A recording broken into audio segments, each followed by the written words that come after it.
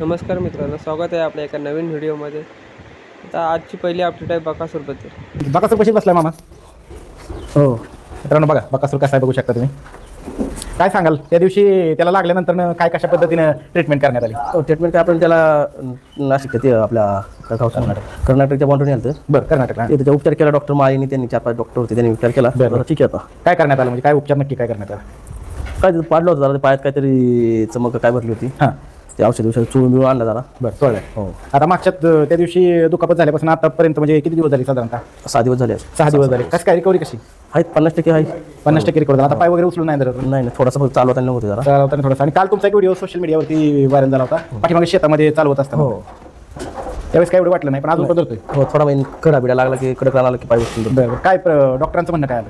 नाही, डॉक्टर म्हणजे 15-20 दिवसांनी तुम्ही काढू शकता मला. 15-20 दिवसांनी म्हणजे साधारणतः कितीच्या दरम्यान दिसेल? आता 10 तारखेच्या आसपास दिसेल. मेच्या 10 मेच्या आसपास म्हणजे अजून आरामच द्या नाही त्याला. हो, आरामाचं बघू आता काय चालले, पण आरामाचं बघू आता. तुला याच्यात करायला लागलाय फेरे चालू करायचं. इथलं फेर काढणं फाटीवरती इथले. आणि आता आतलं काम केलं का गोठ्यात बरंच? हो ना.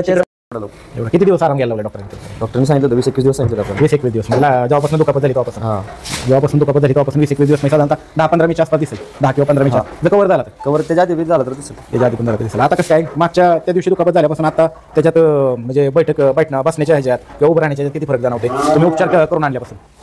उपचाराच्या आधी बैल ना पाय जास्त वेळ उभं नव्हता. बैल नुसतं बसायचा, उठला की बसायचा, फक्त खाण्यापुरता उठायचा, डायरेक्ट बसायचा. तिकडे आम्ही उपचाराला नेला. डॉक्टरने सांगितलं त्याला मॅटवर नका थांबवतो. आपण मातीचं केलं त्यासाठी. मातीचं केलं बघा. मातीमध्ये बैल फ्रेश राहतो आणि त्याच्या पायाला कुठलाही प्रॉब्लेम होणार नाही. आणि जेवढा बैल माती वाचतो म्हणजे तेवढा बैल लवकर कव्हर होईल. त्यामुळे आम्ही लगेच 2-3 दिवसात मातीचं केलं. आजचे दिवस सुकले की उद्यापासून बैल माती रात्रभर बैल बाहेर असतो, फक्त बैल बाहेर खात नाही म्हणून आपण आतमध्ये घेतो बैल. बरं, आता किती वेळ उभं राहतो? नेहमीसारखं नेहमीसारखं राहतो. बैल नॉर्मल पाय काढतो थोडा. आता चालवून आता व्यायाम वगैरे कसं घेतात? आहे आपलं थोडंसं. त्यांनी सांगितले अर्धा-1 किलोमीटर चालवत जावा. बरं, पहिले किती चालवलं पहिल्या दिवशी? नाही, पहिल्या दिवशी नाही चालवलं. 2 दिवस नाही चालवलं. 2 दिवस नाही चालवलं. आता किती चालवता? रोजचं घेतलं थोडंसं राऊंड मारतो आपण. मित्रांनो, थोडासा राऊंड मारतात. लवकरच आपल्याला बकासूर मैदानामध्ये दिसेल. नेक्स्ट अपडेट आहे आझाद किंग भारत. तर तेव्हा होतं माझं मुठीकरांचंच. एका अतितटीची लढत झाली आणि फायनलला मित्रांनो 1 नंबर केला. गट कडनं, सेमी कडनं आणि फायनल सुद्धा कडनं असं भारत आणि सर्जा पाहिला मित्रांनो. आणि तिथे 1 नंबर केला. आज त्या वासराची मुलाखत घ्यायला मित्रांनो. तर सर्जावर नियोजन करण्यासाठी आम्ही गावचं मैदान होतं, त्यासाठी आम्ही मोठं नियोजन करणार होतो. त्यासाठी बऱ्यापैकी 15 ते 20 दिवस झालं आमचं नियोजन चाललेलं. आणि त्यातील आता महाराष्ट्रात आपला जोडी पळते, त्यातला पैरा आम्ही फिक्स केला. थोडक्यात झालताच पैरा आमचा. मग ती थोडक्यात बैल बाहेर जाणार असल्यामुळे पैरा कॅन्सल झाला आमचा. त्यानंतर मोठा बैल घालायचा ठरला आमचा. त्यानंतर मग आम्ही सर्वांनी ठरवलं की सर्जा घालू आपण. सगळ्यांच्या विचारानं आम्ही तो फिक्स केला. आणि तो पैरा फिक्स झाल्यानंतर आम्हाला थोडीशी दाखवत होती मला, म्हणजे एवढा मोठा बैल घालायचा, बैल समोरून गेला का नाही इतिहास विषय होता. त्यासाठी पण आपल्या वासरानं साथ दिली सर्जा चांगली. कडनं 3 फेर बैल पळला, वासरू बी चांगलं पडलं, त्यामुळे 1 नंबर फिक्स झाला आपला. तर मित्रांनो, नेक्स्ट अपडेट आहे पतंग बैलाची. जो मोठ्या मैदानामध्ये गुलालात राहणारा बैल आणि 2 ते 3 नंबरातले बैल घेऊन पळणारा बैल म्हणजे पतंग. त्यानं गाजवली मोठमोठ्या मैदानात आणि राहिलेला आहे. पहिल्यांदा तुमचा परिचय सांगा.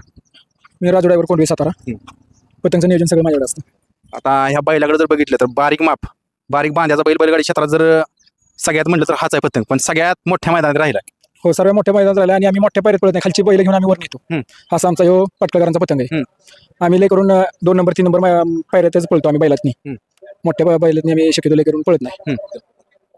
आता मित्रांनो लास्ट अपडेट आपल्या माहिब्या बैलाची.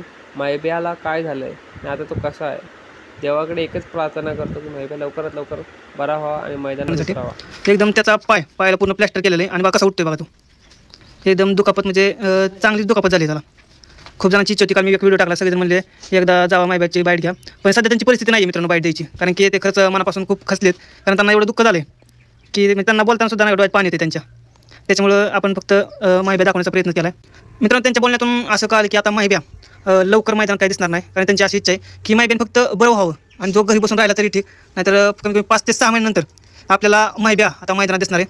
बघू शकता त्याला एकदम सूज झाली पायाला, एकदम काळजी, खूप त्याची काळजी करते सगळेजण.